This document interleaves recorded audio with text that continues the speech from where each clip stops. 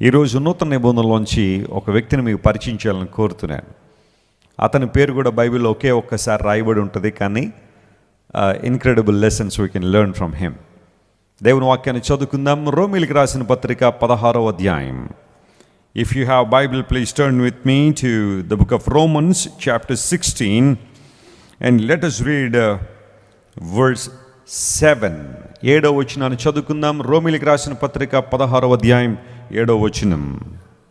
నాకు బంధువులను నా తోడి ఖైదీలను నైనా అంద్రోనీకును యూనియకును వందనములు. వీరు అపోస్తలులలో ప్రసిద్ధికెక్కిన వారై నాకంటే ముందుగా క్రీస్తునందు ఉన్నవారు. స్తోత్రం చెప్పండి, హల్లెలూయ.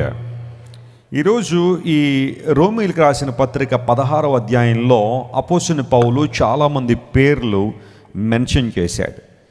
తన పరిచర్యలో తనకు సహకరించిన వారు కానీ దైవ రాజ్య విస్తరణలో సహకరించిన వారందరి పేర్లు దైవజనుడు గుర్తుపెట్టుకుని పౌలు గారు వారందరికీ అభినందన మరియు కృతజ్ఞతలు, వందనములు ఆయన తెలియచేశారు. రోమీయులకు రాసిన పత్రిక 16వ అధ్యాయాన్ని చదివితే చాలామంది పేర్లు దానిలో రాయబడి ఉంటాయి.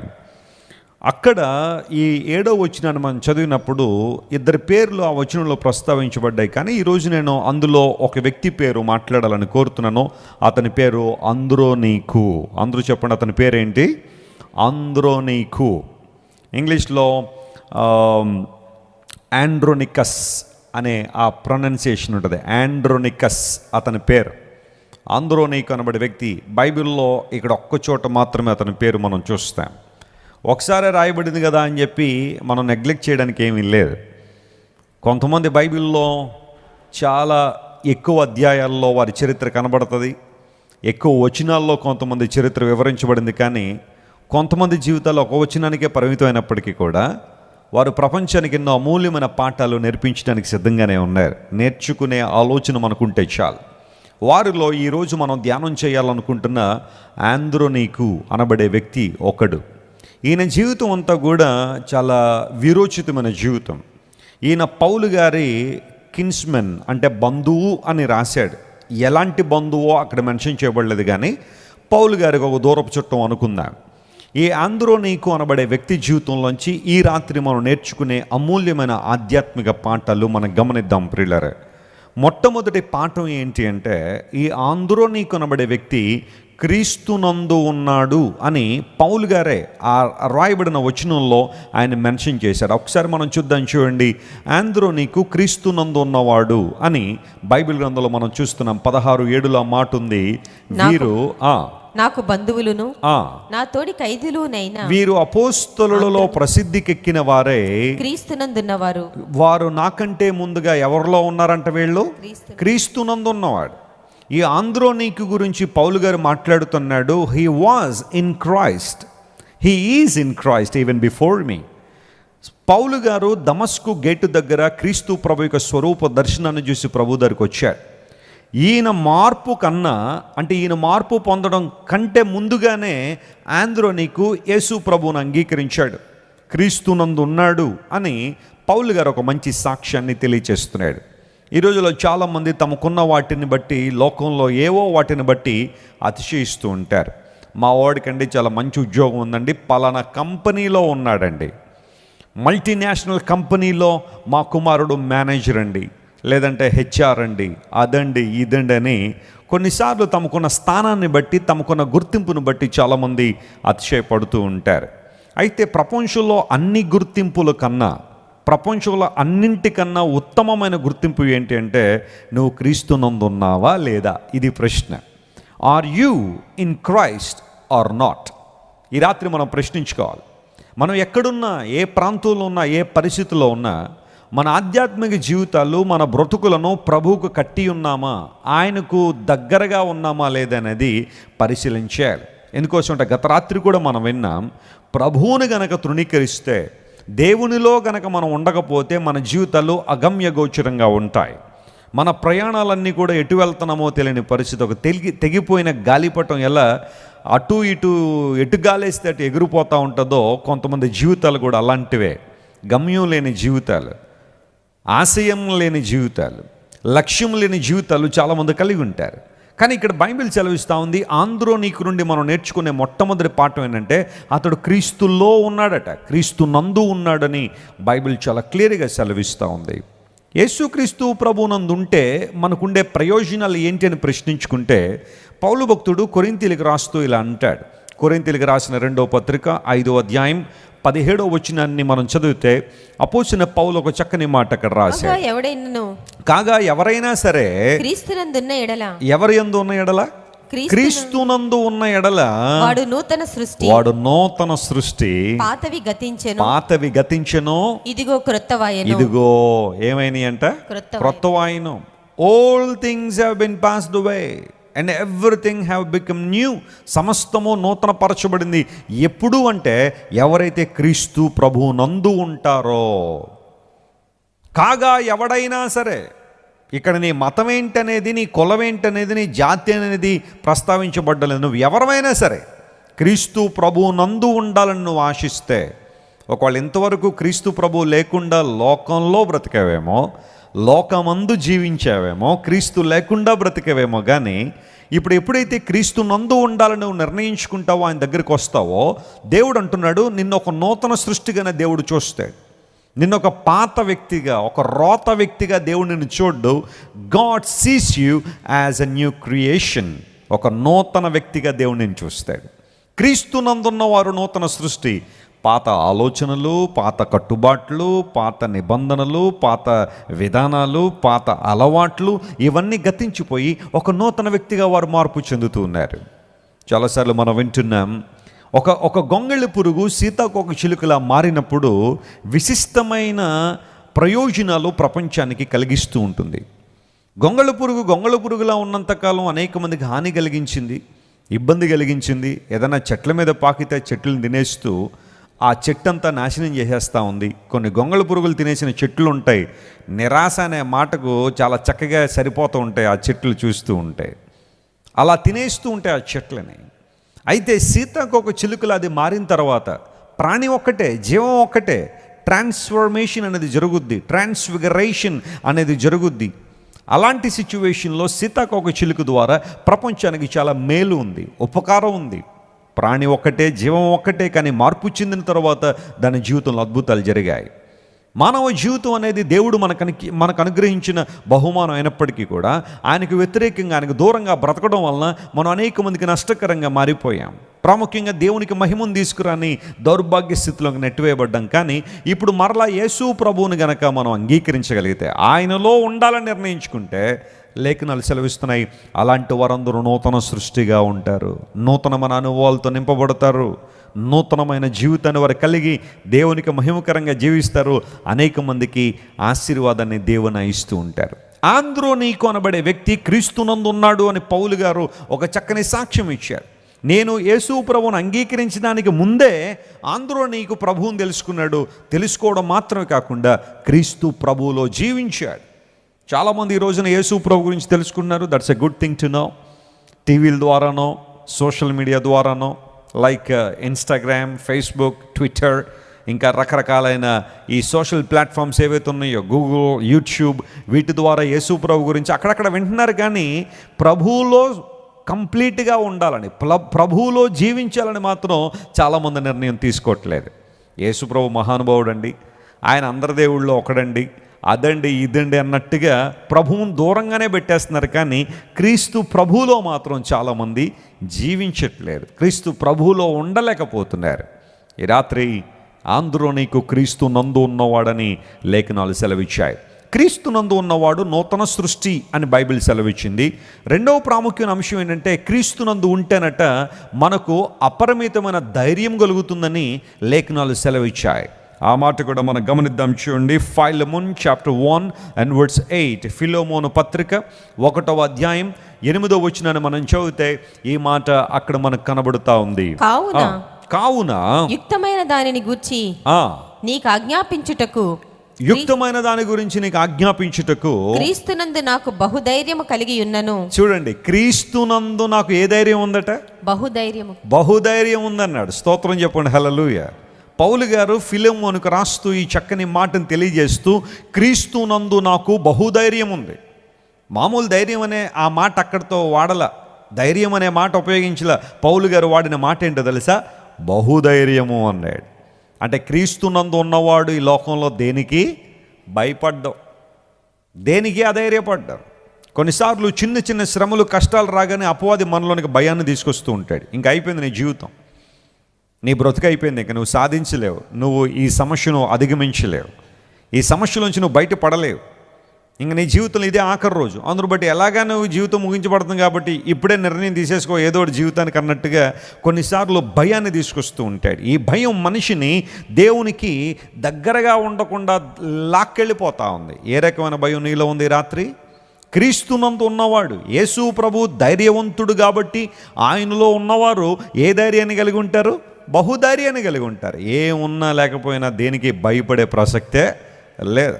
గాఢాంధకారపు లోయలో నేను సంచరించిన ఏ అపాయానికి నేనేం చేయను, భయపడను. ఎందుకోసం అంటే దేవుడు నాకు ఎలా ఉన్నాడు? ఆయన తోడుగా ఉన్నాడు. దావీదు భక్తుడు 23వ కీర్తన రాస్తూ ఈ మాటను, ఏనాడో నేను గాఢాంధకారపు లోయలో సంచరించాల్సి వచ్చినా హ్యాపీగా సంచరిస్తాను, సంతోషంగా వెళ్ళిపోతాను. ఎందుకోసం అంటే దేవుడు నాతో ఉంటాడు కాబట్టి గాఢాంధకారపు లోయలో కూడా నేను భయపడకుండా ముందుకు సాగిపోతాను. జీవితంలో కొన్నిసార్లు గాఢాంధకారపు లోయ లాంటి అనుభవాలు వస్తాయి.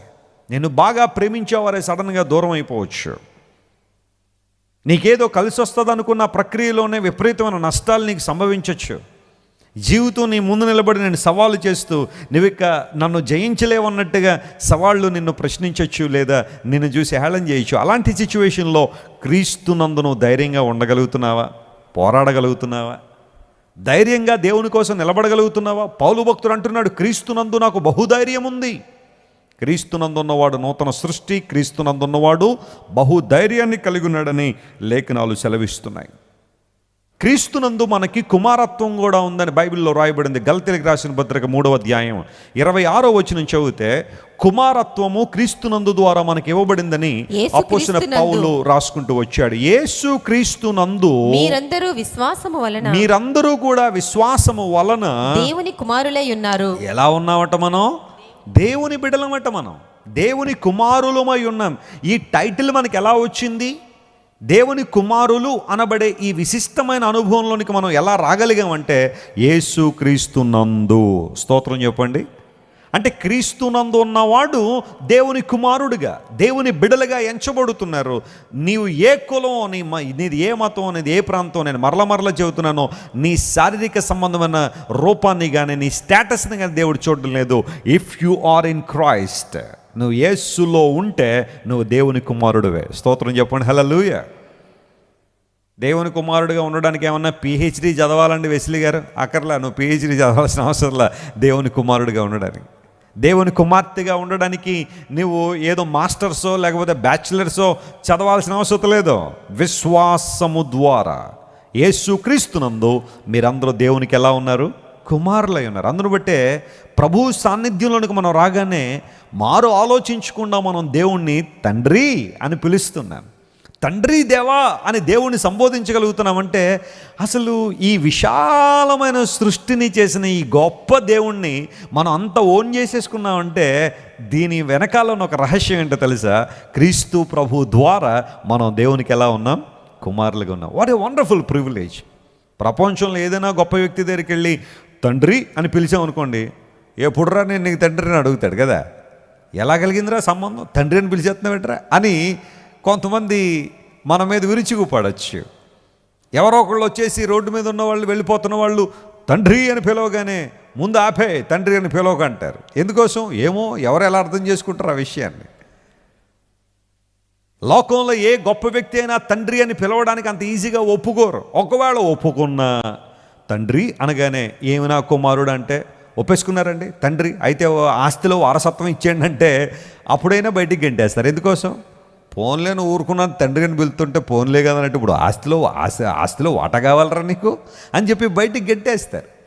బయలాజికల్గా నాకు పుట్టిన కుమారుడికైనా ఆస్తి వెళ్తుంది, కానీ తండ్రి అని పిలిచిన వాళ్ళందరికీ ఆస్తి ఇస్తానా అని వాళ్ళు కోప్పడతారు. కానీ ఇక్కడ దేవుడు మనకిచ్చే ఒక అద్భుతమైన ఆధిక్యత ఏంటంటే క్రీస్తునందు మనం దేవునికి ఎలా ఉన్నామంట? కుమారుడు. అంటే క్రీస్తులో లేకపోతే ఈ కుమారత్వం మనకు లేదు. క్రీస్తు ప్రభువులో మనం జీవించకపోతే మనం దేవుని బిడ్డలుగా పిలువబడం. మనం తండ్రి అనేదో మాటలతో సంబోధిస్తున్నాం, కానీ కరెక్ట్గా ఆ రిలేషన్ అయితే దేవునితో మనకు లేదు. When you are in Christ, క్రీస్తు నందు ఉంటే, ఇప్పుడు అందులో నీకు ఎవరిలో ఉన్నాడట? క్రీస్తునందు. అందులో నీకు ఎంత ఎత్తున్నాడనో, అందులో నీకు ఎంత చదువుకున్నాడనో, అందులో నీకు ఎన్ని డబ్బులు ఉన్నాయనో ఏమేమి రాయిలా అపోసిన పౌలు. ఎందుకోసం అంటే ఏది ప్రాముఖ్యమైందో, విచ్ మ్యాటర్స్ మోస్ట్ అనేదే పౌలు గారు ప్రస్తావిస్తూ అందులో నీకు క్రీస్తునందు ఉన్నాడో. ఈరోజు నీకు అసలు సెసలైన గుర్తింపు ఎక్కడుంది అంటే క్రీస్తు ప్రభువులో మాత్రమే నీకుంది. చాలా సంవత్సరాల క్రితం ఒక దైవజనుడు, అతని పేరు స్టూవర్ట్ టౌన్ ఎండ్ అనే దేవుని సేవకుడు, ఒక మంచి పాట రాశాడు. నేను బాగా ఇష్టపడే పాటల్లో ఆ పాట కూడా ఒకటి. ఆయన పేరు స్టూవర్ట్ టౌన్ ఎండ్, ఒక British writer, British musician and lyricist. చాలా చక్కని పాటలు ఆయన రాస్తూ ఉంటాడు. ఆయన ఒక పాట రాశాడు, ఆల్మోస్ట్ ప్రపంచంలో క్రైస్తవులందరికీ ఆ పాట పరిచయమే. In Christ alone my hope is found అనే పాట. కేవలం యేసుక్రీస్తు ప్రభువులోనే నాకు నిరీక్షణ దొరికింది. I have found hope only in Jesus, in Christ alone my hope is found అనే పాటను ఆ దైవజనుడు రాసుకుంటూ వస్తూ ఆయన ఏమంటాడంటే, he is my strength and he is my light and God is my song. నేను పాడితే నా పాట ఆయనే, నా వెలుగు నా దేవుడే, నా బలము నా దేవుడే అని చాలా చక్కని పాట ఇంగ్లీష్లో రాసుకుంటూ వచ్చాడు. ఆల్మోస్ట్ ప్రపంచంలో ఇంగ్లీష్ తెలిసిన వాళ్ళందరూ కూడా ఈ పాట పాడుతూనే ఉంటారు. క్రిస్టియానిటీలో చాలా ప్రాముఖ్యమైన పాటలు ఇది కూడా ఒకటి. In Christ alone my hope is found. ఆయన రాస్తూ ఏమంటాడంటే, గాడ్ ఈజ్ మై కంఫర్టర్, యేసు ప్రభు నాకు ఆదరణకర్త, మై ఆల్ ఇన్ ఆల్, నా సమస్తం ఆయనే.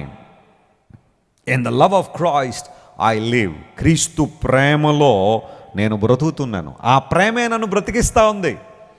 మనుషుల ప్రేమలు కొన్నిసార్లు కొంతమంది చంపేస్తూ ఉంటాయి. చూడండి, కొన్నిసార్లు ఈ రోజుల్లో ఈరోజు ప్రాముఖ్యంగా వ్యాలంటైన్స్ డే అని చాలామంది జరుపుకుంటూ ఉన్నారు. దాని అర్థం తెలుసుకుంటే బాగుంటుంది అనిపిస్తుంది కొన్నిసార్లు. ఏదో భౌతిక సంబంధం ఉద్రేకాలతో కూడిన ప్రేమ కాదు, కానీ అసలు సిసలైన ప్రేమ అంటే ఏంటో తెలుసుకుని అలాంటి రోజులను జరుపుకుంటే బాగుంటుంది అనిపిస్తుంది. మా ధన్య మార్నింగ్ లేవగానే నా దగ్గర పరిగెత్తి, పప్ప యు ఆర్ మై వ్యాలంటైన్ పప్ప, I love you so much అని చాలా చక్కగా తన ప్రేమను వ్యక్తీకరించింది.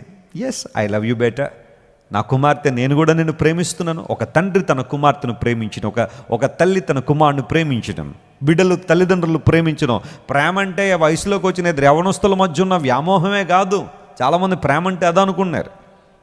తల్లిదండ్రులను ప్రేమించడం, పెద్దలను గౌరవించడం, అన్నిటికన్నా ప్రాముఖ్యంగా మన కోసం ప్రాణం పెట్టిన యేసయ్యను ప్రేమించడం. ఐ లవ్ యు లార్డ్ అని దేవునితో మనం చెప్పగలుగుతున్నామంటే ఆయన ప్రేమలో మనం వర్ధిల్లుతున్నామని ప్రశ్నించుకోవాలి. ఈ స్టూవర్ట్ టౌన్ ఎండ్ అంటాడు, God is my comforter, he is all in his love I live. ఆయన ప్రేమలో నేను బ్రతుకుతున్నాను. ఇన్ఫ్యాక్ట్ ఆయన ప్రేమే నన్ను ఏం చేస్తుంది? బ్రతికిస్తాం. లోక ప్రేమలన్నీ కూడా కొంతకాలం ఉండి కరిగిపోయేవే.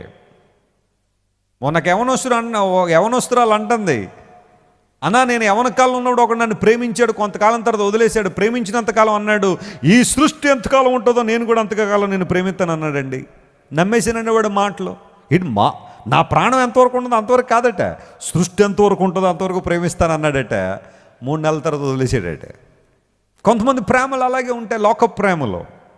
కానీ దేవుని ప్రేమ అలాంటిది కాదు కదా. మనల్ని ప్రేమించిన ప్రేమ శాశ్వతమైన ప్రేమ. ఆ ప్రేమే నన్ను బ్రతికిస్తూ ఉంది. లోక సంబంధ ప్రేమల కోసం ప్రోకులాడడం కన్నా దేవుని ప్రేమ కొరకు ప్రోకులాడు.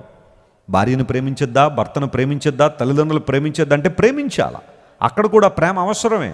కానీ అన్నిటికన్నా ప్రాముఖ్యంగా ఎవరి ప్రేమను పట్టుకోవాలి? మనం దేవుని ప్రేమను కలిగి ఉండాలి. ఆ ప్రేమలో నువ్వు సరిగ్గా ఉంటే నీ చుట్టూ ఉన్న నీ కుటుంబాన్ని ప్రేమిస్తావు. నిన్ను వలే నీ పొరుగు వారిని ఏం చేయాలి? నువ్వు ప్రేమించాలని దేవుడు చెప్పాడు. దేవుని ప్రేమను సరిగా అర్థం చేసుకున్నవాడు మనస్ఫూర్తిగా తన చుట్టూ ఉన్నవారిని కూడా ప్రేమిస్తాడు. ఎవరికి ఏ ఇబ్బంది రాకుండా చూసుకుంటాడు. అలాంటి అనుభవాలను ఎదుగుతున్నావా? ఈ దావీదును అంటాడు, God is my comforter, he is all in all, in his love I live.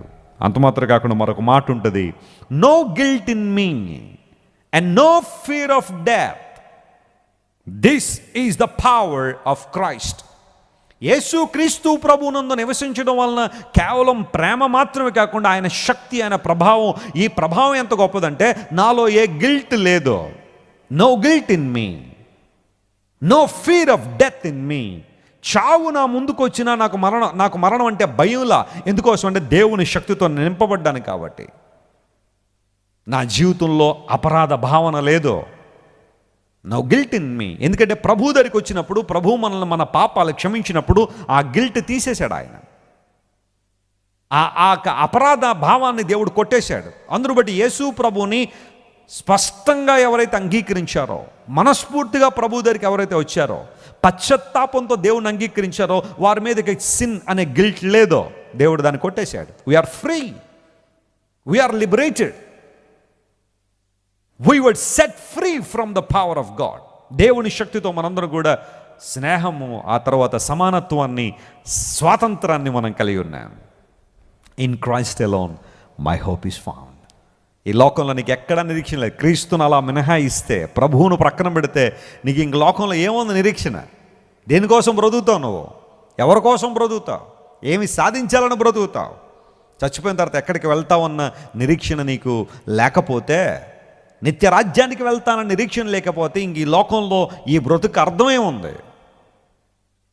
In Christ alone my hope is found. Andronicus మనకు నేర్పించే మొట్టమొదటి పాఠం ఏంటో తెలుసా? It is very vital and essential to present yourself in Christ. క్రీస్తు నందు ఉండడం, ఆయనలో ఉన్నప్పుడే కుమారత్వం, ఆయనలో ఉన్నప్పుడే బహుధైర్యం, ఆయనలో ఉన్నప్పుడే నూతన సృష్టి. ఇప్పుడు ఆయనలో లేకపోతే వీటన్నిటికీ మనం ఎలా ఉంటాం అన్నమాట? దూరంగానే ఉంటాం. అందరూ నీకు క్రీస్తు నందు ఉన్నాడని బైబిల్లో మనం చూసాం. రెండో విషయం దగ్గరికి వద్దాం. చూడండి, second incredible lesson that we can learn from the life of Andronicus. Andronicus అనే మాటకు ఒక మంచి అర్థం ఉంది. అర్థం లేకుండా వ్యర్థంగా బైబిల్లో ఏ మాట కూడా దేవుడు రాయించలేదు. ప్రతి పేరుకు, ప్రతి ప్రాంతానికి ఒక అర్థం మనం తీసుకోవచ్చు. ఇప్పుడు ఒక వ్యక్తిని మనం ఆండ్రోనికస్ అని పిలుస్తున్నామంటే అసలు ఏంటి ఆ మాటకు అర్థం ఏంటి? ఆ పేరు ఎలా వచ్చిందని ఆలోచన చేస్తే, ఆండ్రోనికస్ అనే ఆ మాటకు మ్యాన్ ఆఫ్ విక్టరీ అని అర్థం. మ్యాన్ ఆఫ్ విక్టరీ, విజయం పొందినవాడు అని అర్థం. ఆండ్రోనికో అనే మాటకు విజయం పొందాడు అని అర్థమైతే, ఏ విజయం పొందాడు? ఒక క్రికెట్ మ్యాచ్లో విజయం పొందాడా? కబడ్డీలో గెలిచాడా? లేకపోతే ఒక క్యారమ్ బోర్డులో గెలిచాడా? ఒక చెస్ పోటీల్లో గెలిచాడా? లేకపోతే ఒక మౌంటైనీర్గా ఒక కొండ ఎక్కడంలో గెలిచాడా? ఏంటి ఈయనలో ఉన్న గెలుపేంటి? ఈయనలో ఉన్న విజయం ఏంటి? అసలు సిసలనే విజయం ఎక్కడ మనిషికి? ఆండ్రోనికో అనే మాటకు విజయం పొందినవాడు అని అర్థమైతే, అసలు సిసలనే విజయం మనిషికి ఎక్కడొస్తుంది? జాగ్రత్త గమనించిన ప్రియులరా, విక్టరీ అనేది మొట్టమొదటిగా నీలో ఉన్న ఆత్మకు సంబంధించింది. స్తోత్రం చెప్పండి, హల్లెలూయా. జయము అనేది మొదట నీ లోపల ఉండాలా.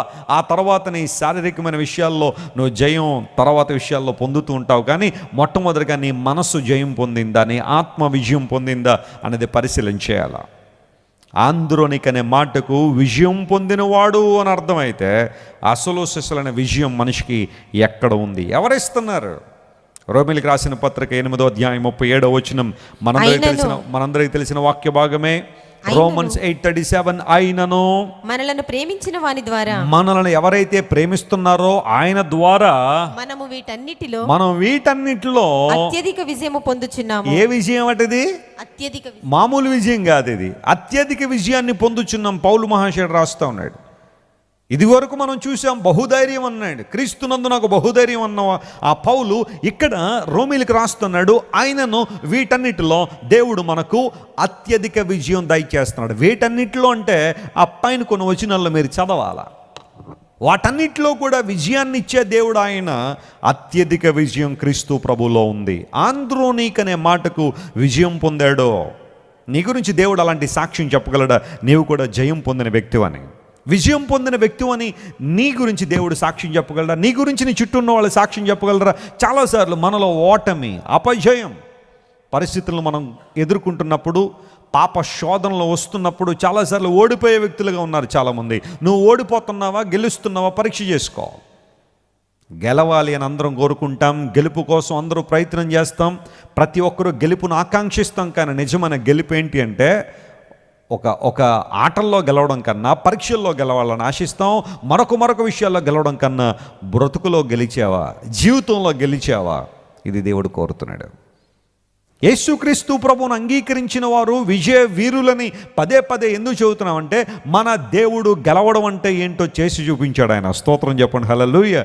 ఆయన గెలిచి చూపించాడు. ఆయన ఓడిపోలా దేనికి.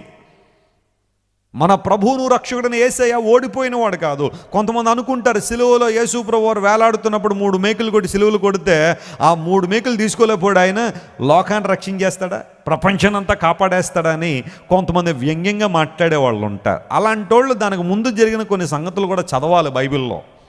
గెత్సెమనే తోటలో యేసు ప్రభువును పట్టుకుందామని రాణువ వారు వెళ్తే ఎవరి కోసం వెతుకుతున్నారన్నారు ప్రభు. నజరుడైన యేసును వెతుకుతున్నామంటే ఆయన నేనే అనగానే వచ్చిన వాళ్ళందరూ బోర్లా పడిపోయారట. వాళ్ళందరూ సాష్టాంగ పడిపోయారట. ఆయన మాటలో ఉన్న పవర్ అంత గొప్పది. అది కనబడలేదా నీకు బైబిల్లో? ఆ మాట నీకు కనబడలేదా? యేసు ప్రభువును పట్టుకుందాం వచ్చిన వాళ్ళు గెత్సెమనే తోటలో ఆయన నేనే అనగానే అందరూ బోర్లా పడిపోయారట. ఆ మాటకి అంత పవర్ ఉందే దేవుని మాట. 3 మేకులు పీక్కోవడం దేవునికి పెద్ద కష్టమేం కాదు.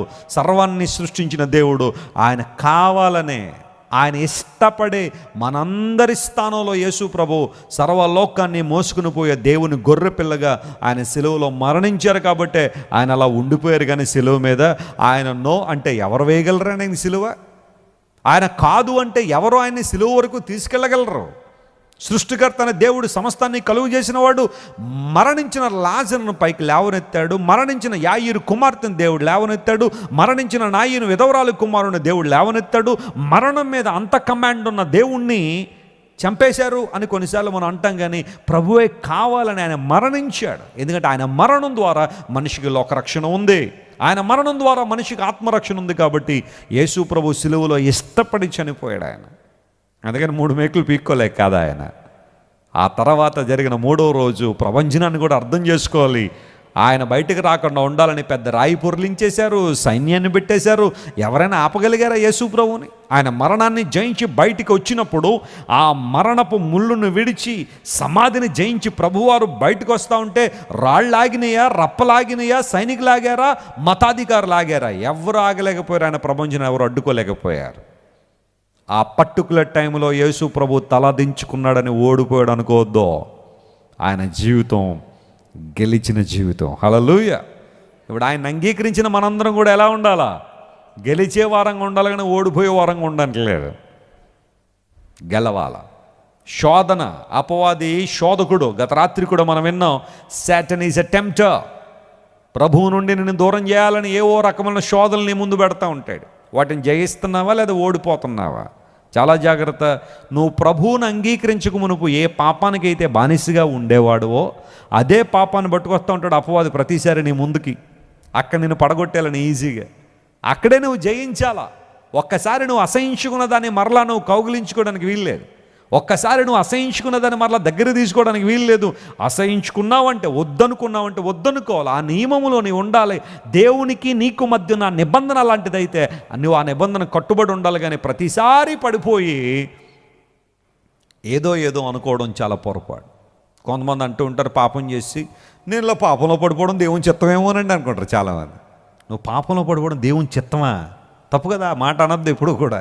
నీ దౌర్భాగ్యతలో పడిపోయామని చెప్పు, కానీ ఏమోనండి దేవుని చిత్తమేమోనండి, అందును బట్టి ఆయన అలా పెట్టుంటాడేమోనండి. No, don't ever say that. It's not the will of God that you commit sin. మనందరం పరిశుద్ధులుగా ఉండుటయే దేవుని చిత్తం అన్నాడు పౌలు గారు. ఓర్హనలా మాట. నువ్వు పరిశుద్ధుడుగా బ్రతకాలని దేవుడు ఇష్టపడతా ఉంటే ఆయన నిన్ను పాపంలో నెట్టేశాడు అంటావేంటి? అపవాది శోధిస్తాడు నిన్ను.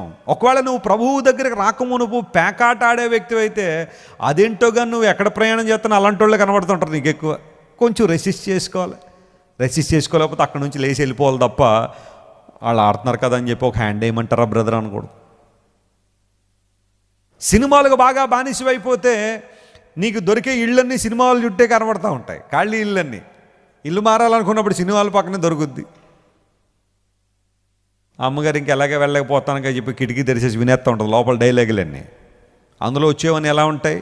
పనికి మాలిన విషయాలు, జీవితాన్ని పాడు చేసే విషయాలు, ఇవన్నీ దానిలో. జాగ్రత్త గమనించిన ప్రియులారా, ఏ పాపమును నువ్వు విడుదల పొందావో ఆ పాపం విషయంలో చాలా జాగ్రత్తగా ఉండాలి. అపవాది మరలా ఆ శోధన తీసుకొస్తాను నిన్ను పడగొట్టాలని. నువ్వు జయం పొందిన వ్యక్తిగా ఉండాలి. హల్లెలూయా. విజయం సాధించిన వ్యక్తిగా ఉండాలి. ఆండ్రోనికు మనకు నేర్పించే పాఠం ఏంటంటే, ఆండ్రోనికస్ అనే మాటకు మ్యాన్ ఆఫ్ విక్టరీ, విజయం పొందినవాడని అర్థమైతే క్రీస్తు ప్రభులో మనకు సంపూర్ణ విజయం. ఒకవేళ నిరాశలో ఉన్నావా, నిస్పృహలో ఉన్నావా, నిరుత్సాహంలో ఉన్నావా, ప్రతిసారి ఏదో రకమైన ఇబ్బంది నిన్ను కబళిస్తున్నప్పుడు ఎందుకు ఈ జీవితం అనిపించే నిరాశలకు నువ్వు వచ్చేసావా, జయించు. నేను ఈ లోకంలో బ్రతుకుతుంది నా యేసయ్య కోసం బ్రతుకుతున్నా.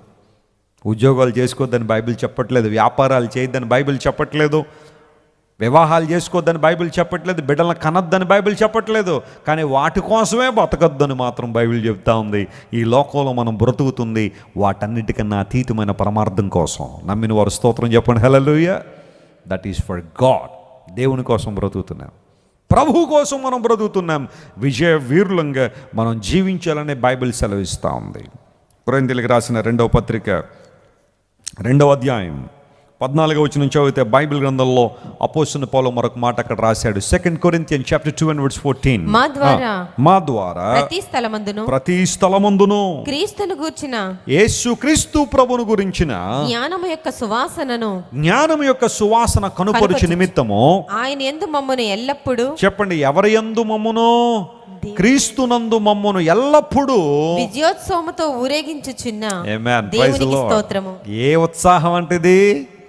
విజయోత్సాహం, నీరసోత్సాహం కాదు ఇది. లేకపోతే మరొక ఉత్సాహం కాదు. కొంతమందికి లాటరీ తగిలింది అనగానే కొంతమందికి ఏం వచ్చేస్తుంది, అబ్బో ఎంత ఉత్సాహం వచ్చేస్తుందో తెలియదు. అవకాశం ఉండాలి కానీ లోకం అంతా గెంతేయడానికి రెడీ. ఒక ఆయనకి అలాగే ఫోన్లో మెసేజ్ వచ్చిందట, నీకు లాటరీ వచ్చింది 10 లక్షలని. ఆ మెసేజ్ చూసి గుండాకి చచ్చిపోయాడు అయ్యగారు. హ్యాండిల్ చేయలేకపోయాడు. 10 లక్షల రూపాయలు లాటరీని హ్యాండిల్ చేయలేక లాటరీ వచ్చిందనగానే గుండాకి పడిపోయాడు కింద. ఈ లోపల పిల్లలందరూ వచ్చారు, డాడీ ఏమైంది డాడీ, లాటరీ వచ్చిందని మెసేజ్ని హ్యాండిల్ చేయలేక పడిపోయింది ఆయన అనగానే, ఫోన్లే పోతే 10 లక్షలైనా ఉన్నాయి అనుకున్నప్పుడు ఇంకో మెసేజ్ వచ్చిందంట, సారీ మీకు రాంగ్ మెసేజ్ వచ్చిందని వచ్చిందట. ఇప్పుడు ఈ 10 లక్షలు పోయాయి, ప్రాణం కూడా పోయింది. లాటరీ వచ్చినప్పుడు వచ్చే ఉత్సాహం కాదు ఇది, లేదా మరొక విధానాల్లో వచ్చే ఉత్సాహం కాదు. పూర్వదినాల్లో మన ఇండియాలో కౌన్ బనేగా కరోడ్పతి అనే ప్రోగ్రాం వచ్చేది. ముంబైలో ఒక బాలీవుడ్ యాక్టర్ని ఒక ఆయన కూర్చోబెట్టి ప్రశ్నలు అడిగిస్తూ ఉండేవారు.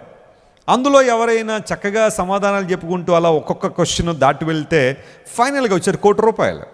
ఒక ఆయనకు వచ్చేసింది ₹1,00,00,000 సంపాదించాడు. ట్యాక్స్లన్నీ పోగా అట్లీస్ట్ ఒక 60 లక్షలన్న అతని చేతిలో పెట్టుంటారు.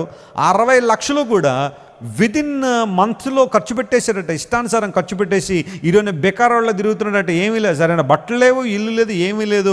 ఎందుకంటే ఆ 60 లక్షలను హ్యాండిల్ చేయలేకపోయాడు. సంపాదించడం అయితే సంపాదించాడు కానీ వాటిని ఎలా ఖర్చు పెట్టాలో తెలియక ఈరోజు బెకారోళ్ళలో బ్రతుకున్నాడు. 60 లక్షల రూపాయలు గెలుచుకున్నాడు. అంటే ₹1,00,00,000 గెలిచాడని చెప్తారు కానీ ఇచ్చేది మాత్రం ఒక 60 లక్షలే. ట్యాక్సులు పోగా, ఇన్కమ్ ట్యాక్స్ అన్నీ పోగా ఓ 40 లక్షలు చేతికి వస్తే ఆ 60 లక్షలు కూడా ఎలా ఖర్చు పెట్టుకోవాలో తెలియక ఈ రోజున మళ్ళా ఆ పాత జీవితమే అలాగే బ్రతుకుతున్నాడు. చాలామందిని దేవుడు ఆశీర్వదించిన ఆశీర్వాదాన్ని ఏం చేసుకోలేరు, కొంతమంది నిలబెట్టుకోలేరు. ఏదో రకమైన వ్యసనాలు అంటించుకోవడమో, ఆలోచిత నిర్ణయాల్లో తప్పుడు నిర్ణయాలు తీసుకోవడమో, ఏదో విధంగా ఇబ్బందులు పడుతుంటారు. ఒకవేళ ఈ రాత్రి నువ్వు అలాంటి పరిస్థితులు ఉంటే come back to God again.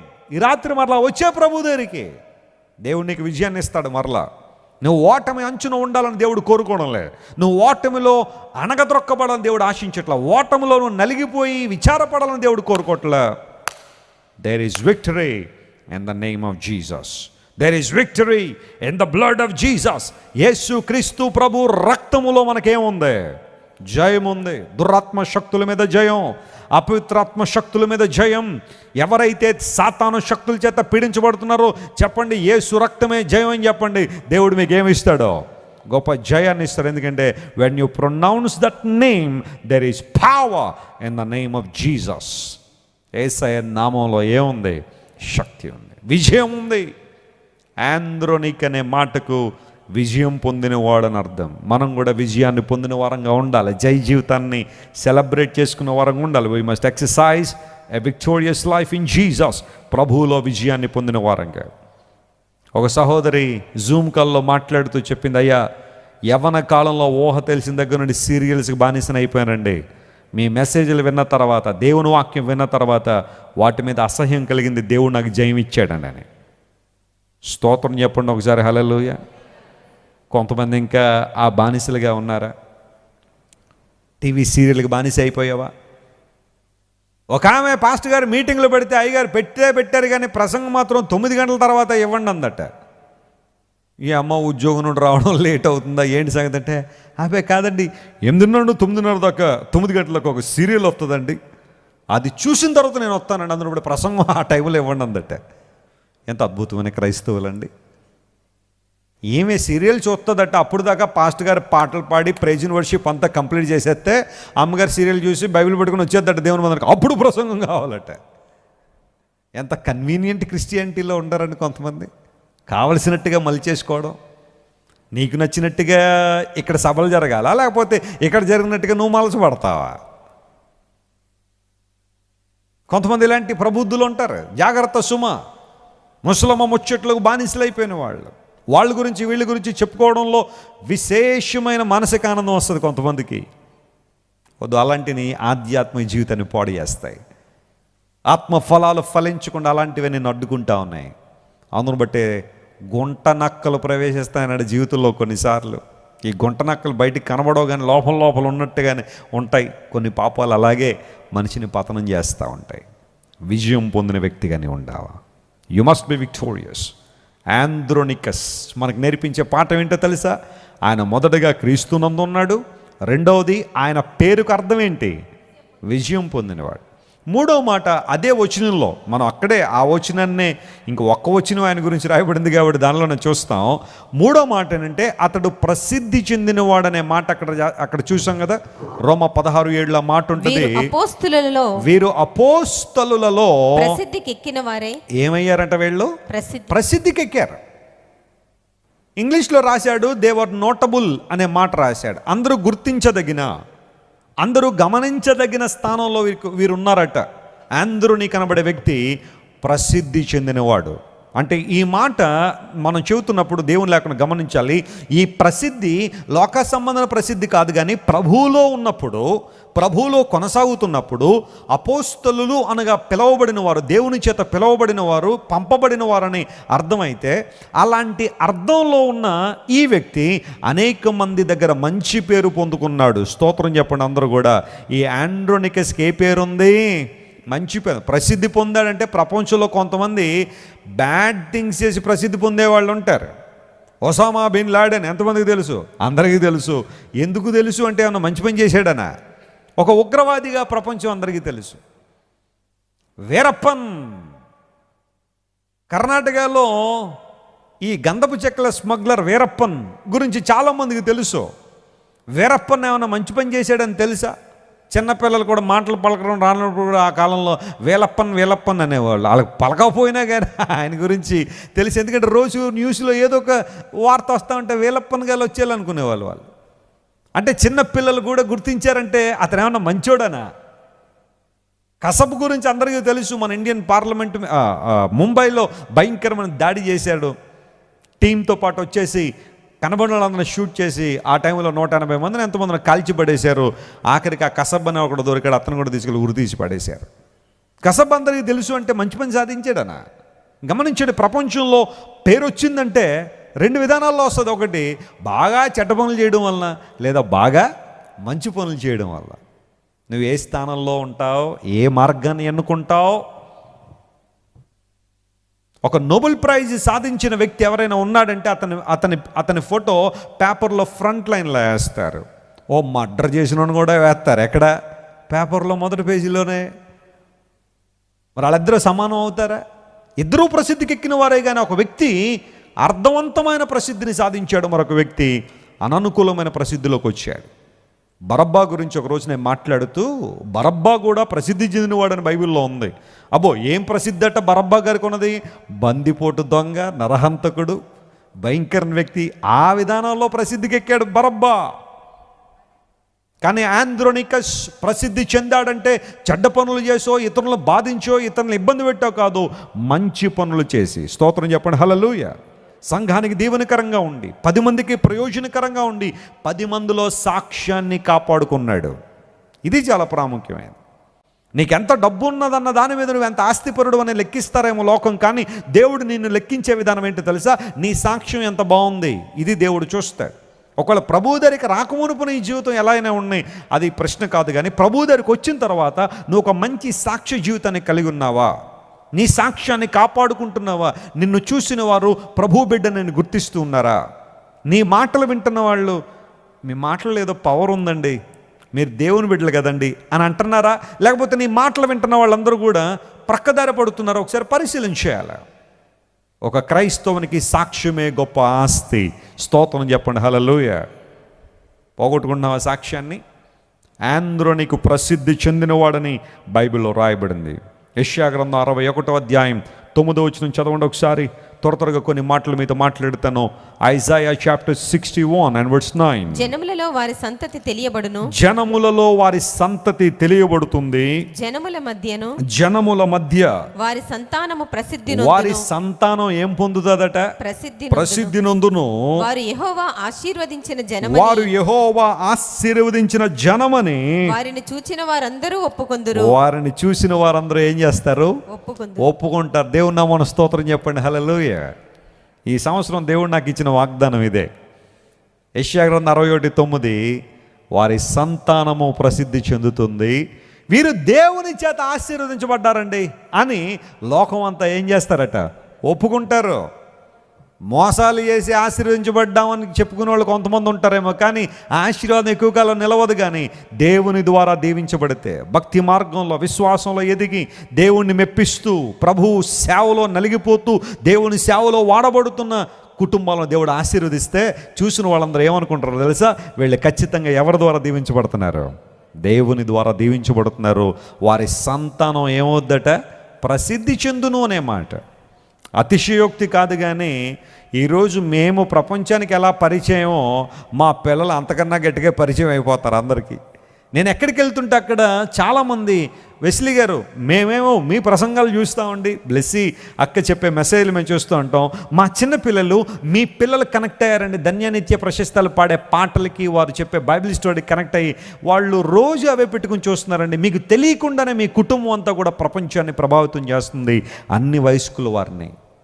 What a Joy it is. దేవునికే మహిమమ్మా, మా గొప్పతనం ఏమీ లేదు ఇందులో. దేవుడు వాగ్దానం అది. నీ సంతానం దేవుడు ఏం చేస్తాడు? ప్రసిద్ధి చేస్తాడు. ఏంటి ప్రసిద్ధి అంటే? లోకానుసారణ ప్రసిద్ధి కాదు అది. లోకంలో కొంతమంది సెలబ్రిటీలుగా ఉండొచ్చేమో, అవి రకరకాల అభిప్రాయాల చేత వారు పైకి వచ్చి ఉండొచ్చు. కొంతమంది హీరోయిన్లు ఉంటారు, ఓవర్ నైట్లో ప్రసిద్ధి చెందిన వారని కన్నులు కొట్టి చిన్న చిన్న గౌన్లు వేసుకుని ప్రసిద్ధి చెందిన వాళ్ళు ఉంటారు. అలాంటి ప్రసిద్ధి కాదు మనకు కావాల్సింది. దేవుని కొరకు జీవిస్తూ, ప్రభువు కొరకు బ్రతుకుతూ, ఆయన చిత్తానుసారంగా మనం జీవిస్తూ ఉంటే దేవుడు మనకి సమాజంలో ఏమిస్తాడట? ఆయన మంచి పేరు ఇస్తాడు. మంచి పేరు. ఎంతోమంది దేవుని బిడ్డలు నన్ను కలిసినప్పుడు కానీ, లేదంటే కొంతమంది దేవునికి వాక్యాన్ని వింటు. నేను ఒకసారి బెంగళూరు ఎయిర్పోర్ట్లో దిగిన తర్వాత, నేను ఫ్లైట్ దిగిన దగ్గర నుండి లగేజ్ తీసుకుని, నేను బ్లెస్సీ గారు లగేజ్ పికప్ చేసుకుని అన్నంతసేపు మా వెనకాల ఒక ఆమె దూరంగా మమ్మల్ని గమనిస్తూనే ఉంది. సర్లే చాలామంది చూస్తూ ఉంటారులే, మనల్ని ఎక్కడో పోస్టర్లోనే, ఎక్కడో టీవీలోనే ఎక్కడో చూసి ఉంటారులే అనుకున్నాం. మమ్మల్ని వెంబడిస్తూ ఉన్నారు. మేము ఏం చేసామంటే, ఎయిర్పోర్ట్లో దిగిన తర్వాత మేము వెళ్తున్న అకామిడేషన్ మధ్యలో ఒక ఆంధ్ర హోటల్లో, ఉడిపి హోటల్ ఏదో ఉందంటే, అది టిఫిన్ టైం, బ్రేక్ఫాస్ట్ చేద్దామని వచ్చాం. హోటల్లో బ్రేక్ఫాస్ట్ చేద్దాం. వచ్చి మా పక్కన కూర్చుంది ఆ దూరంలో. నిన్ను వీడిని నీడను నేనే అన్నట్టు ఈవిడ వెంబడెత్తుంది ఏంటో అనుకున్నాను నేను కాసేపు. ఆ తర్వాత మేము టిఫిన్ అంతా అయిపోయిన తర్వాత వచ్చి బ్లెస్సీ గారి చేతులు పెట్టుకుని, సార్ ఫ్లైట్లో మీతో కలిసి ప్రయాణం చేయడం చాలా సంతోషం అండి, మిమ్మల్ని కలుసుకోవాలని ఒక్క మాట మీకు చెప్పాలని వచ్చాను. నేను ఒకప్పుడు చాలా భయంకరంగా బ్రతికేదాన్ని, దేవుడు అంటే ఎవరో తెలియక జీవించాను, ఎవరు పడితే వాళ్ళే దేవుడు అనుకుని నా ధనం, నా సమయం, నా ఎఫర్ట్ అంతా వేస్ట్ చేసుకున్నాను. కానీ వెస్లీ గారి ప్రసంగాలు చూడడం వల్ల సత్యం ఏంటో నాకు అర్థమైంది. యేసు ప్రభు నేను అంగీకరిస్తూ ఉన్నాను. నా కుటుంబంలో చాలామంది ఇంకా అలాంటి ఉచ్చుల్లో ఉన్నారు, వారందరూ బయటికి రావాలని ఆశిస్తున్నాను. సార్ నేను ఎవరో మీకు తెలియకపోవచ్చు, కానీ ప్రతిరోజు నన్ను ప్రభావితం చేస్తూనే ఉంటారని ఆమె కళ్ళం నీళ్లు పెట్టుకుని ఆ హోటల్లో, ఉడిపి హోటల్లో మా చేతులు పట్టుకుని ఏడుస్తూ ఉంటే నేను దేవుని స్తుతించుకుని ఉండలేకపోయాను. కారణం ఏంటో తెలుసా? ఈరోజు ఇక్కడ నిలబడి దేవుని వాక్యం అందిస్తున్నానంటే ఐ డోంట్ నో ఎంతమంది వింటున్నారో, ఏ ఏ ప్రాంతాల్లో ఉండి వింటున్నారో, ఎలాంటి ఉద్దేశాలతో వింటున్నారో, ఎలాంటి కష్టాల్లో ఉండి వింటున్నారో, కానీ దేవుడు వారందరి జీవితంలో మేలు చేయడానికి కారణం ఏంటో తెలుసా? ఆయన ఇచ్చిన వాగ్దానం గొప్పదే. ఆంద్రోనీకు ప్రసిద్ధి చెందాడంటే దైవ కార్యాల్లో దేవుని సంబంధించిన సాక్ష్యాన్ని కాపాడుకోవడంలో ప్రసిద్ధి చెందాడు. దేవుని బిడ్డలను మనందరం కూడా అలాంటి ప్రసిద్ధిని పొందుకోవాలి. స్తోత్రం చెప్పండి, హల్లెలూయా. అంతేగాని వీధిలో ఈమంత గయ్యాళ్ళ కంపు ఇంకొకళ్ళు లేరండి అంటాం, అది నీకు నిజమైన ప్రసిద్ధి కాదు. అది ఈ సహోదరుడు రోజు రోడ్డు మీద తాగి పడిపోతాడండి, కుటుంబ సభ్యులందరూ వెతుక్కుని మళ్ళీ ఇంటికి తీసుకెళ్తారండి, అది కాదు నీకు ఉండాల్సిన ప్రసిద్ధి. ఈ వ్యక్తి రౌడీ షీటర్ అంటే రోజు ఒకళ్ళు తలకాయ బద్దలు కొడితే కానీ నిద్ర పట్టదండి, అబ్బో ఈయన అందరూ ఫేమస్ అండి, తన అందరికీ తెలిసిన, అది కాదు నీకు కావాల్సిన ప్రసిద్ధి. దేవుడు కోరుతున్నాడు వాక్య సంబంధన విధానంలో కొనసాగడం ద్వారా మంచి సాక్ష్యము, మంచి పేరు. దేవుని స్తోత్రం చెప్పండి, హల్లెలూయా. గొప్ప ఐశ్వర్యం కంటే ఏం మేలు అన్నాడు దేవుని వాక్యంలో? మంచి పేరు. గొప్ప ఐశ్వర్యం కూడబడ్డం కన్నా 10 మందిలో ఒక మంచి సాక్ష్యం. నువ్వు మంచిగా బ్రతికినా కానీ కొంతమంది చెడుగా నీ గురించి ప్రచారం చేస్తారు. వాళ్ళ గురించి నేను మాట్లాడడంలా, అలాంటి దుర్బుద్ధి కలిగిన వాళ్ళు కొంతమంది ఉంటారు. నువ్వు ఎంత మంచిగా ఉన్నా, నువ్వు ఎంత భక్తిగా ఉన్నా, విశ్వాసంగా ఉన్నా, నీకు తాటేగులు కట్టడానికి ప్రయత్నం చేసేవాళ్ళు కొంతమంది ఉంటారు. అది వదిలేసాయి. దేవుని యందు విశ్వాసం కలిగి బ్రతుకుతున్నప్పుడు నీ మంచితనాన్ని, నీ సాక్ష్యాన్ని గుర్తించే కొంతమంది ఉంటారు. స్టెఫను గురించి బైబిల్లో రాయబడిన మాట ఏంటో తెలుసా? అతడు విశ్వాసంతో నిండుకునేవాడు, దేవుని ఆత్మ చేత నిండుకున్నవాడు, జ్ఞానము చేత నిండుకునేవాడని ఓ మంచి సాక్ష్యం స్టెఫను గురించి ఇవ్వబడింది. క్రైస్తవునికి బలమే సాక్ష్యం. ఆండ్రోనికస్ ప్రసిద్ధి చెందినవాడు. He is notable among all the apostles. అపోస్తలులలో ప్రసిద్ధికెక్కిన వారని బైబిల్లో రాయబడింది. చివరిగా ఒక్క మాట చెప్పి నేను ముగిస్తాను. ఆంద్రోనీకు గురించి అపోస్తలుడైన పౌలు మాట్లాడుతున్నాడు. ఇతడు నాకు బంధువు అనే మాట చెప్పాడు. That's a good thing. అంతకన్నా ప్రాముఖ్యంగా క్రీస్తు ఖైదీ అన్నాడు. చెప్పండి, ఆంద్రోనీకు ఎవరి నిమిత్తం సంకెళ్ళు వేయించుకున్నాడట? దేవుని కొరకు సంకెళ్ళు వేయించుకున్నాడు. నా తోడి ఖైదీ అనే మాట వాడాడు. మై ఫెలో ప్రిజనర్ అంటే పౌలు గారును ఆంద్రోనీకి ఎదురు జైలుకి వెళ్ళారట. ఎందుకు వెళ్ళారు? ఎవరిని ఇబ్బంది పెట్టి వెళ్ళారా? ఏదైనా అన్యాయం చేసి వెళ్ళారా? ఏమైనా నేరం చేసి వెళ్ళారా అంటే కాదు. వీరు ఆ కాలంలో ఎందుకు జైలు జీవితాన్ని, చెరసాల అనుభవాన్ని ఎదుర్కొన్నారంటే సువార్త ప్రకటిస్తున్నారని, ప్రభువు మాటలు చెబుతున్నారని నెపంతో వారిని తీసుకెళ్లి చెరసాల్లో పెడితే ఆండ్రోనికస్ బంధువైతే అయినా ఇప్పుడు నువ్వు జైలుకి వెళ్తే నేను కూడా రావాలా అన్నాడా? అనలా. పౌలా, దేవుని కొరకు శ్రమ అనుభవించడం నా భాగ్యము. దేవుని కొరకు ఏదైనా కష్టం వస్తే, ఒక నింద వస్తే, ఒక అవమానం వస్తే ఐఎమ్ రెడీ, నీతో ఎక్కడికి రావడానికైనా సిద్ధమే, పద వెళ్దామని చెప్పి ఆండ్రోనికస్ పౌలు గారితో కలిసి ఎక్కడికి వెళ్ళాడట? చెరసాలకి వెళ్ళాడు. దేవుని సేవకులతో కలిసి కొంతమంది ఎక్కడికైనా వెళ్ళడానికి రెడీ అయ్యి, కానీ బాబు అక్కడికి వెళ్తే కొంచెం గట్టిగా తిట్టేలాగా ఉన్నారంటే మనం రావలేండి, మనకు చాలా పని ఉందని చెప్పి కొంతమంది వెనక్కి వెళ్ళిపోయేవాళ్ళు ఉంటారు. శ్రమ ఉందనేటప్పటికి తప్పించుకునే వాళ్ళు కొంతమంది ఉంటారు. ఏదైనా కష్టం ఉందనేసరికి నీతో పాటు ఎవరు వస్తారో? పౌలు గారు చెరసాలకు వెళ్తుంటే నేను వస్తాను పౌలా, నువ్వేం కంగారు పడకు, ఐఎమ్ దేర్ ఫర్ యూ, నీతో ఉంటాను, నీకు తోడుగా ఉంటాను, మన ఇద్దరం కలిసి ప్రార్థన చేద్దాం. ఆండ్రోనికస్ దేవుని కొరకు శ్రమ పడిన వ్యక్తి. స్తోత్రం చెప్పండి, హల్లెలూయా. కొన్నిసార్లు దేవుని నుండి మనం సుఖాలే ఆశించే వ్యక్తులుగా ఉంటాం, మేళ్లే కావాలనుకుంటాం, కానీ దేవుడు చేయడని అంటల్లా. కానీ ఏదైనా ఒక పరిస్థితుల్లో ఆయన చిత్తానుసారంగా చిన్న శ్రమ, శోధన వచ్చిందంటే నువ్వు సిద్ధంగా ఉన్నావా దేవుని కొరకు ఎదుర్కోవడానికి? ఇంటి పక్క వాళ్ళు ప్రతి ఆదివారం మందిరానికి వెళ్ళిపోతున్నారు ఏంటంటే చాలు కొంతమంది భయం, ఇంకా అమ్మో వద్దులే ఇంట్లో ఉందాంలే అనుకుంటారు కొంతమంది. ఆ మాట కూడా పడలేవా నువ్వు దేవుని కోసం?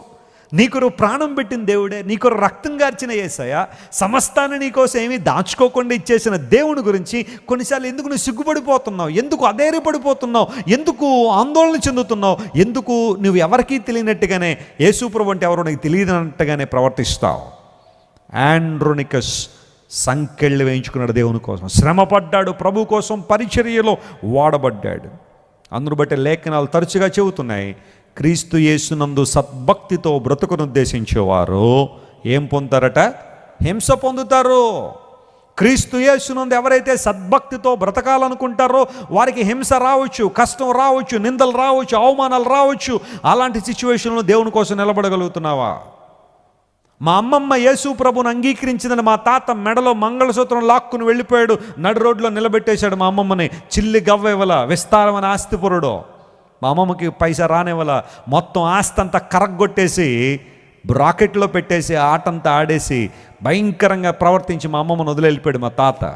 నిలబడింది ప్రభు కోసం, నిలబడింది ప్రభు కోసం. సుమారుగా 60 సంవత్సరాలు విధవరాలుగా బ్రతికింది మా అమ్మమ్మ. 28, 29 సంవత్సరాల్లో వదిలేసి వెళ్ళిపోయాడు మా తాత మా అమ్మమ్మని. 90 ఏళ్ళు బ్రతికింది. ఏనాడు వెనుదిరగల, దేవుని కోసం బ్రతికింది. ప్రార్థన, వాక్యం తప్ప ఇంకేం తెలియదు ఆమెకి, ఇంకేం తెలియదు. ఎందుకు ఈ మాట చెబుతున్నాను తెలుసా? దేవుని కొరకు శ్రమ వచ్చినప్పుడు నిలబడగలిగే ఆధిక్యత నీలో ఉందా?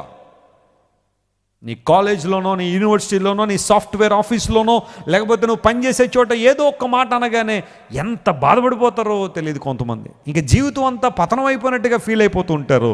No dear friend, count it as a blessing. ఆ సందర్భంలో కనుక నువ్వు ఉంటే, నీ ప్రభు గురించి ఏదైనా నువ్వు నిందపడ్డావంటే యాడ్ చేసుకో, ఒక బ్లెస్సింగ్ నీ జీవితంలోకి వచ్చిందని. స్తోత్రం చెప్పండి, హల్లెలూయా. ఆండ్రోనికస్ దేవుని సేవకునితో, పాస్టర్ గారు ఎవరు భోజనాలు గట్టిగా పెడతారండి అక్కడ ఆ ఊర్లో, వచ్చేస్తానండి. మా నాన్నగారితో పాటు ఇదివరకు ఎవరైనా మీటింగ్కి వెళ్ళాలంటే చాలా ఉబలాట పడేవాళ్ళు. ఎందుకోసం అంటే మా నాన్నగారికి భోజనం పెట్టి ఆయన పక్కన కూర్చుంది. మా నాన్నగారు పెద్దగా తినపోతే వాళ్ళకి వేసేస్తూ ఉంటే, పాస్టర్ గారి పక్కన నేను కూర్చుంటాను అనేవాళ్ళు చాలామంది. అలాంటి వాటికి బయలుదేరే వాళ్ళు కొంతమంది ఉంటారేమో. కానీ ఇప్పుడు పాస్టర్ గారిని జైల్లో పెడతారు, వస్తామంటే అబ్బే మేమెందుకు వస్తామండి, పిల్లలు ఉన్నారండి, భార్య ఉందండి. పాస్టర్ గారు పిలువబడ్డారు కాబట్టి ఆ బాధలే ఆయనే పడినామండి. ఇప్పుడు ఆయనతో కూడా మేము సంఖ్యలు ఎంచుకోవాలా అని ఎంతమంది వస్తారు చెప్పండి? ఆండ్రోనికస్ సిద్ధపడ్డాడు. పౌలా, వస్తాను నీతో పలా. I would like to suffer for Christ. క్రీస్తు ప్రభు కొరకు శ్రమ పడతాను నేను. ఈ రోజున శ్రమపడే క్రైస్తవుల కోసం దేవుడు చూస్తున్నాడు. హల్లెలూయా. సుఖపడే క్రైస్తవులు కాదు. కొంతమంది సుఖానుభవాన్ని బాగా ప్రేమించేవాళ్ళుగా ఉన్నారు. శ్రమ పడగలవా? యేసయ్య కోసం సువార్త విషయంలో శ్రమ పడగలవా? ఓ మీటింగ్స్ కోసం 3 రోజులు సెలవు పెట్టి వెళ్ళగలవా ఎక్కడికైనా? నీ సేవకునితో కలిసి పాటలు పాడాలంటే పాటలు పాడడం, అక్కడ పరిచర్య చేయాలంటే పరిచర్య చేయడం, లేదా వంటలు వండాలంటే ఓకేనంటే రెడీ, ఏదో వచ్చిందో ఏదో చేసేద్దాం పదండి అని సిద్ధపడగలుగుతున్నావు దేవుని కోసం? శ్రమ పడే క్రైస్తవులు కనబడుతున్నారా ప్రభు కోసం? యవనస్తుడా, నీ బలం, నీ శక్తి ఎప్పుడైనా ప్రభు కోసం వినియోగించావా? ఓ స్త్రీ, నీ బలాన్ని దేవుని సేవ కోసం వాడేవా? ఆండ్రోనికస్ ఖైదీ అయ్యాడట దేవుని కోసం. చెరసాలకు వెళ్ళాడు. అప్పుడు చెరసాలు ఇప్పుడు చెరసాలు లాంటియా? ఇప్పుడు చెరసాలు ఎలా ఉన్నాయి? కొన్ని చెరసాల్లోకి వెళ్తే ఇక్కడే ఉండిపోతే బెటర్ అనిపిస్తుంది. బయట కూడా అన్ని ఫెసిలిటీస్ ఉండవేమో అనిపిస్తుంది కొన్ని జైళ్ళు చూస్తూ ఉంటే. రాజకీయవేత్తలు జైలుకి వెళ్ళారంటే ఇక అసలు లోటే లేదు. ఇక వాళ్ళు లోపల ఉన్నారనే కానీ మొత్తం అన్ని ఫోన్లు అయిపోతూనే ఉంటాయి. ఫోన్లు ఇచ్చేవాళ్ళు ఫోన్లు ఇస్తూనే ఉంటారు, బిర్యానీ పొట్లాలు వస్తూనే ఉంటాయి, కలిసేవాళ్ళందరూ కలుస్తూనే ఉంటారు, ప్రత్యామ్నాయాలన్నీ జరుగుతూనే ఉంటాయి. కానీ పూర్వదినాల్లో పౌలు వెళ్ళిన చెరసాల అలాంటిది కాదు. నేను సెసరియా అనే ప్రాంతంలో, కైసరియా ప్రాంతంలో పౌలు గారు 2 సంవత్సరాలు చెరసాల లాంటి పరిస్థితుల్లో ఉంటే అక్కడికి వెళ్ళినప్పుడు కళ్ళం నీళ్ళు వచ్చేసాయి. చిన్న గది ప్రియులారా, ఇంతే గది. దానిలో ఒక వ్యక్తి కాళ్ళు అలా చాపుకుని పడుకోవడానికి కూడా ఉండదు. అలాంటి రూమ్లో పౌలు గారు 2 సంవత్సరాలు ఉన్నాడట. కళ్ళం నీళ్ళు వచ్చాయి. సేవ అంటే ఏంటి? పరిచర్య అంటే దేవుని కోసం కష్టపడ్డాం, ప్రయాసపడ్డాం. ఒక యవనస్తుడు నా దగ్గరికి వచ్చాడు, వెస్లీ గారు ఏసీ కారులో తిరగడం పెద్ద సేవ అనుకుంటున్నారేమో అన్నాడు. తమ్ముడు, నువ్వు చెప్పిన మాటకు నేను లోబడతాను. ఒక్కసారి నాతో ఆ ఏసీ కారులో ప్రయాణం చేద్దాం రమ్మని తీసుకెళ్ళాను. 2 రోజులు తిరిగాడు, 2 నెలలు కనబడలేదు. కొంతమంది దేవుని సేవకుల ప్రయాస ఎంత ఈజీగా తీసేస్తారంటే, ఏముందండి ఏసీ కారులో తిరగడం, మరి తిరుగుతా కానీ ఏసీ కారులో తిరుగుతున్నాము, లేకపోతే ఎలాంటి ప్రయాస దేవుని కోసం ఉందో. ఆ మొర్రు టెండల్లో ఏసీ కారులో వెళ్తుంటే ఎలా ఉంటుంది చెప్పండి? చల్లగా ఉన్నట్టు అనబడదు, కానీ ఆ తర్వాత చాలా ప్రాబ్లమ్స్ వస్తాయి. కొంతమంది మాట్లాడితే ఏసీ కారులో తిరగడం, సూట్లు వేసుకోవడం సేవ అనుకుంటారు చాలామంది. వాక్యం చెప్పేటప్పుడే సూట్ వేసుకున్నాం, కానీ ఇంట్లో పడుకునేటప్పుడు సూట్లు వేసుకుని పడుకోను. ఆయన దేవుని సేవ చేయాల్సిన పరిస్థితుల్లో ఎన్నో ప్రయత్నాలు, ఎన్నో రకాలైన ఆలోచనలు, విధానాలు ఇవన్నీ కూడా చూస్తున్నప్పుడు కొంతమంది ఎవరినైనా అలా తీసిపడాయాలంటే ఇలాంటి మాట్లాడుతుంటారు. కానీ ఆ బ్యాక్గ్రౌండ్లో జరుగుతున్న ఆ కష్టం, ప్రయాస చాలామందికి తెలియదు. దేవుని బిడ్డలారా, జాగ్రత్త వినండి.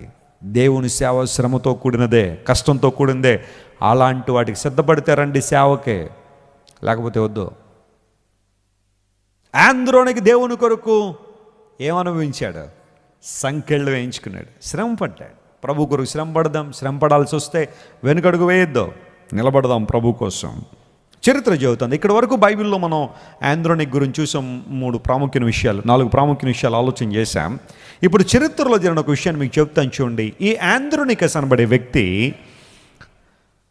యూరప్ అనే ఖండంలో పానోనియా అనే ఒక దేశానికి వెళ్ళాడు, ఒక ప్రాంతానికి వెళ్ళాడు. ఆ ప్రాంతం పేరు పానోనియా. అది Hungary, Austria, Croatia and Serbia, ఈ 4 దేశాల మధ్యలో ఉండే ప్రాంతం పానోనియా అంటారు దాన్ని. ఈ ఆండ్రోనికస్ ఏం చేశాడంటే తన చివరి దశలో పానోనియా అనే ప్రాంతానికి వెళ్ళి అక్కడ ఒక బిషప్గా దేవుని పరిచయం చేయడం ప్రారంభించాడు. బిషప్ అంటే అదేదో టైటిల్ అని కాదు. బిషప్ అనగా అధ్యక్షుడు అని అర్థం, ఒక లీడర్. అక్కడున్న క్రైస్తవ సంఘాన్ని, క్రైస్తవ సమాజాన్ని పురుకొల్పుతూ దేవుని సేవ పట్ల వారిని సిద్ధపరుస్తూ ప్రభు రాజ్య విస్తరణలో వాడబడుతున్నాడు. ఆ ప్రాంతం పేరు పానోనియాకు వెళ్ళి ఆండ్రోనికస్ దేవుని సువార్త ప్రకటిస్తున్నప్పుడు ఈ వ్యక్తిని క్రీస్తు సువార్త కొరకు అక్కడ హతసాక్షిగా మార్చేశారు. అంటే హతసాక్షి అయిపోయాడంట. ఆండ్రోనికస్ మామూలుగా చనిపోవాలా, ప్రభు కొరకు చనిపోయాడు, క్రీస్తు కొరకు హతసాక్షి అయిపోయాడు. సంఖ్యలను లెక్క చేయలేదు, దేవుని కోసం మరణాన్ని కూడా లెక్క చేయలేదు. స్తోత్రం చెప్పండి, హల్లెలూయా. ఆ కాలంలో దేవుని సువార్త శరవేగంతో అభివృద్ధి చెందుతున్న ఆ కాలంలో టెర్టులియన్ అనే ఒక చరిత్రకారుడు అంటాడు, the blood of martyrs is the seed of the church. అనేక మంది హత సాక్షులకు రక్తపు బిందువులే ఈ రోజున దేవుని సంఘానికి విత్తనాలు లాంటివి. ఒక పొలంలో విత్తనాలు జల్లినట్టుగా అనేక మంది హత సాక్షులు తమ రక్త బిందువులు చల్లేశారు ప్రభు కోసం. Andronicus is one of the martyrs for the kingdom of God and for the sake of God. Pannonia అనే ప్రాంతంలో ఆస్ట్రియా, హంగేరీ, క్రొయేషియా, సర్బియా, ఈ 4 దేశాల మధ్యలో ఉంటుంది పానోనియా. అక్కడ ఆండ్రోనికస్ దేవుని కొరకు హతసాక్షి అయిపోయాడు. దేవుని కొరకు తన ప్రాణాన్ని అప్పగించేశాడు. ఈరోజు మన సమర్పణ ఏంటి ప్రభు కోసం? దేవుని కొరకు మన సమర్పణ ఎలా ఉంది?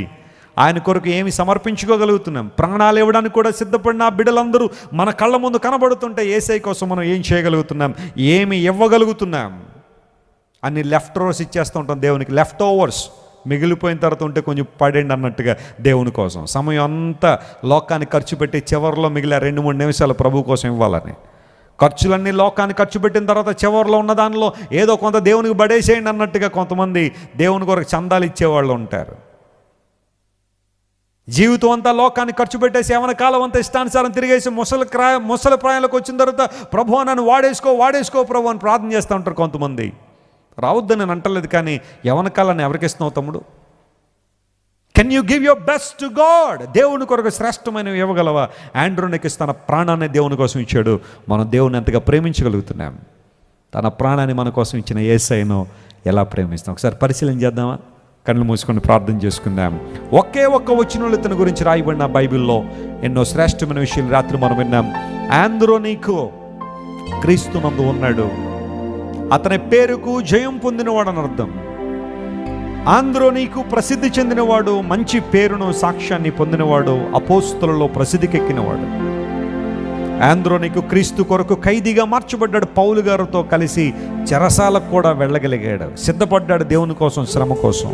ఫైనల్గా అతను దేవుని కోసం తన ప్రాణం అర్పించాల్సి వచ్చిన సంతోషంగా ఇచ్చేశాడు దేవుని కోసం. ఎస్, నేను బ్రతుకుడ క్రీస్తే, చావు కూడా లాభమే.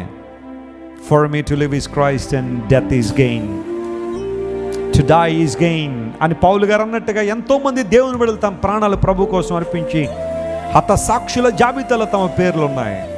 ఈరోజు మనందరం ప్రభువుని గట్టిగా పట్టుకోగలుగుతున్నామంటే ఆయన కృప ద్వారా మాత్రం ఇది సాధ్యమైంది. అందరం దేవుని వైపు మనం చూద్దాం. ఆంద్రోనికు అనే నూతన నిబంధన hero, unseen hero, unsung hero Andronicus ఈ రాత్రి ఎన్నో అమూల్యమైన పాఠాలు మనకు నేర్పించాడు. దేవుని కొరకు మన స్టాండ్ ఏంటో తీసుకుందాం.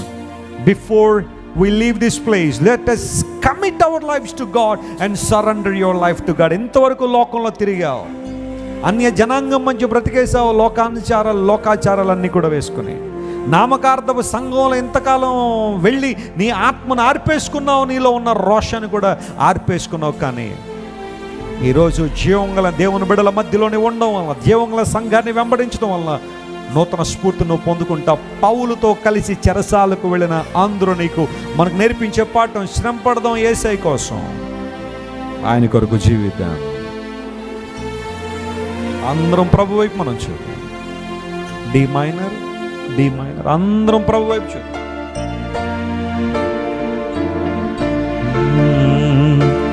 ఏది నీ సాక్ష్యము, ఏది నీ త్యాగము, యేసు వార్తను చాటింపను. ఏల నిర్లక్ష్యము, లేచిరారమ్ము ఓ సోదరా. ఏది నీ త్యాగము, ఏది నీ సాక్ష్యము, యేసు వార్తను చాటింపను. ఏల నిర్లక్ష్యము, లేచిరారమ్ము ఓ సోదరా. ఏది నీ సాక్ష్యము, కోతెంతో విస్తారము, కోసేటి వారెవ్వరు. కోతెంతో విస్తారము, కోసేటి వారెవ్వరు. కొంతైన చేయంగను, కొంతైన చేయంగను, కోరిక కలిగుందము. ఏది నీ సాక్ష్యము, ఏది నీ త్యాగము, యేసు వార్తను చాటింపను. ఏల నిర్లక్ష్యము, లేచిరారమ్ము సోదరా. ఏది నీ త్యాగము.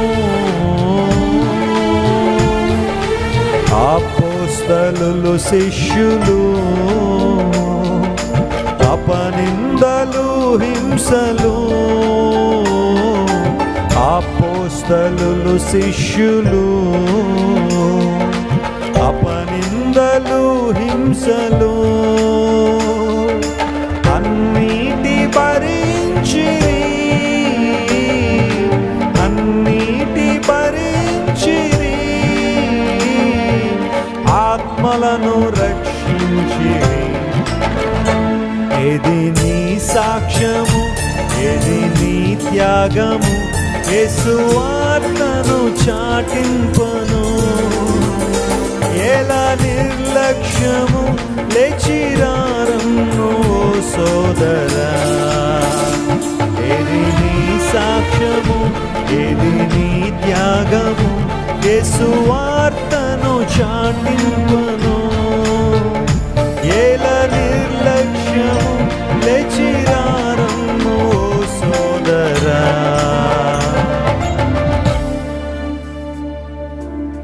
ఏది నీ సాక్ష్యం, ఏది నీ త్యాగం? క్రీస్తు రాజ్య విస్తరణలో మన నిర్ణయం ఏంటి, మన పాత్ర ఏంటి?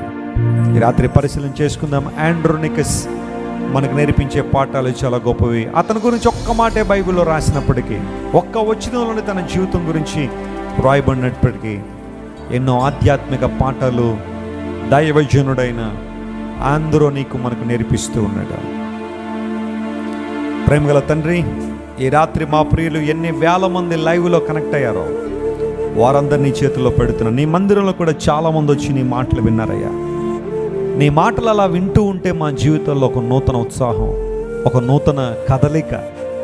పరిశుద్ధాత్మదేవ, మా నేత్రాలు తెరవ చేస్తూ నీ గ్రంథంలోనే శ్రేష్టమైన విషయాలు ఒక్కొక్కటిగా మేము ధ్యానం చేయడానికి నీవిస్తున్న కృపను బట్టి నీకు స్తోత్రాలు.